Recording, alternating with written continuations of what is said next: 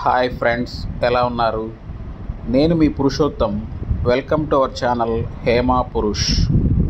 ఈరోజు మనం భారతదేశంలోనే అతి పెద్ద శివాలయాన్ని దర్శించబోతున్నాం. రండి.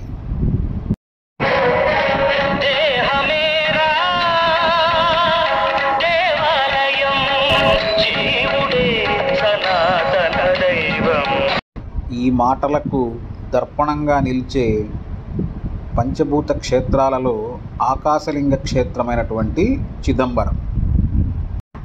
పరమేశ్వరుడు నటరాజ రూపంలో దర్శనమిచ్చే దేవాలయం ఇదొక్కటే. వాయులింగ క్షేత్రమైనటువంటి శ్రీకాళహస్తి, మృత్తికాలింగ క్షేత్రమైనటువంటి కంచి, ఆకాశలింగ క్షేత్రమైనటువంటి చిదంబరం మూడు కూడా ఒకే రేఖాంశం మీద ఉన్నాయి. ఈ ఆశ్చర్యకరమైన వాస్తవాన్ని శాస్త్రవేత్తలు కూడా ధృవీకరించారు. ఎవరైతే ఈ గుడిలోని నటరాజస్వామిని దర్శనం చేసుకుని బయటకు వచ్చి వెనక్కి తిరిగి చూస్తే ఈ దేవాలయానికి సంబంధించిన గోపురం మన వీపు వెనకే వస్తున్న అనుభూతి కలుగుతుంది. ఈ చిదంబర ఆలయంలోని నటరాజస్వామి విగ్రహపు కాలి బొటనవేలు భూమి అయస్కాంత క్షేత్రానికి మధ్య బిందువు అని అనేక పరిశోధనల అనంతరం స్పష్టం చేయబడింది. అందుకే ఈ ఆలయం భూ అయస్కాంత క్షేత్ర మధ్య బిందువుగా ఉన్నది. పరమశివుడు, మహావిష్ణువు ఇద్దరిని పక్కపక్కనే పూజలు చేసే ప్రధాన ఆలయం ఇక్కడ మాత్రమే ఉంటుంది. ఇక్కడ విష్ణుమూర్తి గోవిందరాజస్వామిగా పూజలు అందుకుంటారు. ఈ చిదంబర క్షేత్రం తమిళనాడు రాజధాని అయినటువంటి చెన్నై పట్టణం నుండి సుమారు 230 కిలోమీటర్ల దూరంలో ఉన్నది. ముందుగా చెన్నై చేరుకొని అక్కడ నుండి రోడ్డు మార్గంలో బస్సు లేదా క్యాబ్ ద్వారా చిదంబర ప్రాంతానికి చేరుకోవచ్చు. తమిళ సంఘ సాహిత్య రచనల ప్రకారం సనాతన విశ్వకర్మల యొక్క వంశస్థుడైన విదుల్వేల్విడుగు పెరుమక్తన్ ఈ ఆలయం యొక్క పునఃసృష్టికి ప్రధాన రూపశిల్పి. ప్రత్యేకించి పల్లవ, చోళరాజుల కాలంలో ఈ ఆలయంలో పలు నూతన రూపకల్పనలు జరిగాయి. ఇప్పుడు మనం చూస్తున్నది దేవాలయ కోనేరండి, చాలా పెద్దది.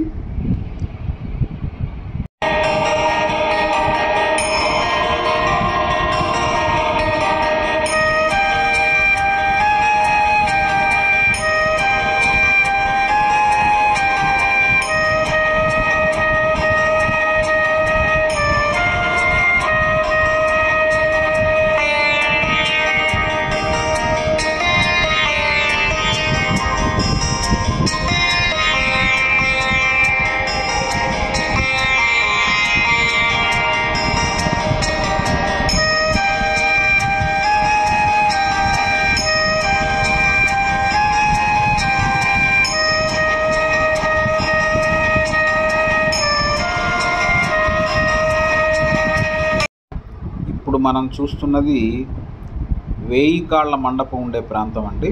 చాలా అద్భుతమైనటువంటి కట్టడాలు, అబ్బురపరిచేటటువంటి శిల్ప సౌందర్యం. ఈ పంచభూత క్షేత్రాల గురించి చెప్పాల్సి వస్తే చిదంబరం ఆకాశతత్వానికి, జంబుకేశ్వరం జలతత్వానికి, కంచి ఏకాంబరేశ్వరుడు భూమితత్వానికి, తిరువన్నామలై అరుణాచలేశ్వరుడు అగ్నితత్వానికి, శ్రీకాళహస్తీశ్వర స్వామి వాయుతత్వానికి నిదర్శనాలు. ఈ ఆలయం సుమారు 40 ఎకరాల విస్తీర్ణంలో ఉన్నది. కోవెల అంటే వైష్ణవులకు శ్రీరంగం ఎలా స్మరణకు వస్తుందో శైవులకు ఈ చిదంబర ఆలయం స్మరణకు వస్తుంది. 1213లో వనకోవరయ్యన్ ఈ చిదంబరంలోని శివాలయాన్ని పునర్నిర్మించారు. ఈ ఆలయాన్ని సనాతనంగా నడిపిస్తున్న దీక్షితారని పిలువబడే అంతర్వివాహికులైన శైవ బ్రాహ్మణులు అధికారిక పురోహితులు కూడా. ఈ చిదంబరం కథ పరమశివుడు తిల్లై వన సంచారంతో మొదలవుతుంది. వనం అనగా అడవి, తిల్లై అనగా వృక్షాలు. దీనికి తగ్గట్టుగానే చిదంబరంకు దగ్గరలో పిచ్చావరంలో మనం మడ అడవులను చూడొచ్చు, మ్యాంగ్రూవ్ ఫారెస్ట్. ఈ ఆలయంలోని గర్భాలయ వెనుక భాగంలో ఒక చక్రం ఉంటుంది. దానికి ముందు భాగంలో బంగారం బిల్వపత్రాలు వేలాడుతూ కనిపిస్తాయి. అయితే వీటిని భక్తులకు కనపడకుండా ఒక తెరను అడ్డుగా ఉంచుతారు అక్కడి పూజారులు. అయితే ప్రత్యేకమైన సందర్భాల్లో మాత్రమే భక్తులకు ఆ తెరను తీసేసి స్వామివారిని చూపిస్తారు. ఈ ప్రదేశాన్నే శివోహం భవ అంటారు. శివ అంటే దైవం, అహ అంటే మన మనస్సు దైవంలో ఐక్యమయ్యే ప్రదేశం అని అర్థం. ఏ రూపం లేకుండా అజ్ఞానాన్ని తొలగించుకుంటూ దైవ సన్నిధిలో అనుభూతి చెందడమే ఈ పుణ్యక్షేత్రం ప్రాశస్త్యం. అదే చిదంబర రహస్యమని పండితులు చెప్తారు.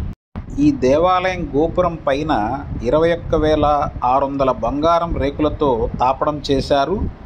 ఇవి ప్రతి మనిషి ప్రతిరోజు తీసుకునేటటువంటి శ్వాసలకి లెక్కనమాట. ఆ బంగారు రేకులను తాపడం చేసేందుకు 72,000 బంగారు మేకులను వాడారు. ఇవి మన శరీరంలో ఉండే నాడులు అని ఆయుర్వేదం ద్వారా తెలుస్తోంది. ఈ దేవాలయానికి 1 కాదు 2 కాదు ఏకంగా 9 ప్రవేశ ద్వారాలు ఉన్నాయి. ఇవి మానవునికి ఉండే నవరంధ్రాలకు ప్రతీకగా భావిస్తారు. ఈ గుడిలో పొన్నాంబళం అంటే గర్భగుడి ఎడమవైపున ఉంటుంది. ఇది గుండె ఉండే స్థానం. ఇక్కడికి వెళ్లేందుకు పంచాక్షర పడి ఎక్కాలి. ఇది నా మా సి వాయ పంచాక్షరిని సూచిస్తుంది. ఈ ఆలయంలోని కనక సభలో 4 స్తంభాలు ఉన్నాయి. ఇవి 4 వేదాలకు ప్రతీకలు. గర్భగుడిలో ఉండే 28 స్తంభాలు 28 శైవ ఆగమాలకు ప్రతీకలు.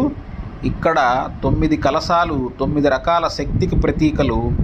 ఆ పక్కనే ఉన్న మండపంలోని 18 స్తంభాలు అష్టాదశ పురాణాలకు ప్రతీకలు. ఈ నటరాజ భంగిమను పాశ్చాత్య శాస్త్రవేత్తలు కాస్మిక్ డ్యాన్స్ అని అభివర్ణించారు. ఇక చిదంబరం అనే పద వివరణకు వచ్చినట్టయితే చిత్ అనగా చైతన్యం, అంబరం అనగా ఆకాశం. నిరాకారమైనటువంటి ఆకాశం నుంచి చైతన్యాన్ని పొందడం అనేది ఈ చిదంబర రహస్యంగా పెద్దలు చెప్తారు. శివుడికి శాస్త్రీయ రూపమైన లింగానికి భిన్నంగా మనుష్య రూపాన్ని ఆరోపించిన మూర్తితో శివుణ్ణి నెలకొల్పిన అతి కొద్ది దేవాలయాల్లో ఇది ఒకటి. పరమశివుని యొక్క ఆనంద తాండవ భంగిమ గురించి చెప్పుకుందామండి. అతని పాదం కింద ఉన్నది అజ్ఞానం అను భావాన్ని నటరాజుని పాదం క్రింద ఉంచిన రాక్షసుడితో సూచిస్తుంది. చేతిలోని నిప్పు అనగా దుష్టశక్తులను నాశనం చేయునది. ఎత్తిన చేయి అతను సర్వ జగత్తుకు రక్షకుడని తెలియజేస్తుంది. వెనక ఉన్న వలయం విశ్వాన్ని సూచిస్తుంది. చేతిలోని ఢమరుకం జీవం యొక్క పుట్టుకను సూచిస్తుంది. ఇక్కడ కొలువై ఉన్న నటరాజమూర్తి పార్వతీ అమ్మవారు నాట్యంలో పోటీ పడగా న్యాయ నిర్ణేతగా గోవిందరాజ పెరుమాళ్ ఇక్కడికి వచ్చినట్లుగా చెప్తారు. ఒక భక్తుడి విన్నపంతో నటరాజమూర్తి తన నాట్య భంగిమను మార్చుకున్నట్టుగా చెప్తారు. ఈ చిత్రంలో మీరు అది గమనించవచ్చు. ఇక్కడ మనకు పార్వతీ అమ్మవారు శివగామిగా దర్శనమిస్తారు. మొదట్లో దేహమేరా దేవాలయం అని ఎందుకన్నామో అర్థమైంది కదండి. మీరు కూడా వీలు చూసుకొని పంచభూత లింగాలలో ఆకాశలింగ క్షేత్రమైనటువంటి ఈ చిదంబరాన్ని దర్శించి ఆ శివుని కృపకు పాత్రులవుతారని ఆశిస్తున్నాము. మీకు గనక మా ఈ ప్రయత్నం నచ్చినట్లయితే లైక్ చేయండి, షేర్ చేయండి, కామెంట్ చేయండి, సబ్స్క్రైబ్ చేయడం మాత్రం మర్చిపోవద్దు. ధన్యవాదములు.